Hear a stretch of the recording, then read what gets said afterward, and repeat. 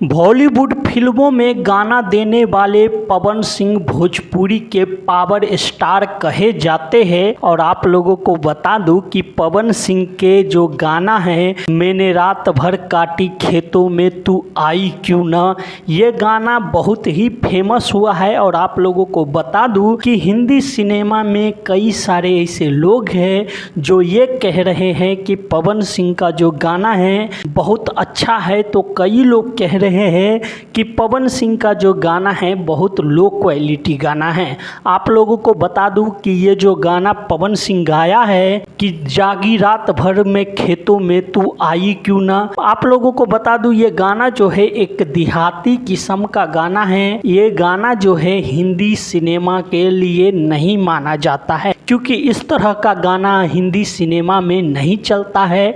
और पवन सिंह का नाम इस्तेमाल करके स्त्री 2 फिल्म को कहीं न कहीं चलाने का प्रयास जो है बॉलीवुड वाले द्वारा किया गया है। आप लोगों को पता होगा कि बॉलीवुड का अधिकांश फिल्म जो है पर्दों पे आते तो है पर चलता नहीं है। स्त्री 2 का मेकर्स ने दिमाग लगाया है कि भोजपुरी हो या बंगाली हो या तमिल हो, अलग अलग जगहों के सिंगर को पकड़ते हैं, उनसे अपने फिल्मों में गाना गवाते हैं या अपने फिल्मों में छोटा मोटा रोल दे देता है और उसके बाद अपना फिल्म चलाते हैं। क्योंकि बॉलीवुड का फिल्म आजकल कोई देखना नहीं चाहते हैं। और आप लोगों को बता दूं स्त्री फिल्म जो थे वो हिट फिल्म था, और यही कारण है कि स्त्री 2 जो है वो भी हिट हो गया। इसका मतलब ये नहीं होता है कि पवन सिंह बॉलीवुड का सिंगर हो गया। और जो लोग ये सोचते हैं कि पवन सिंह अब हिंदी गाना में आ गए तो कहीं ना कहीं पवन सिंह बॉलीवुड का बैकग्राउंड सिंगर हो गए,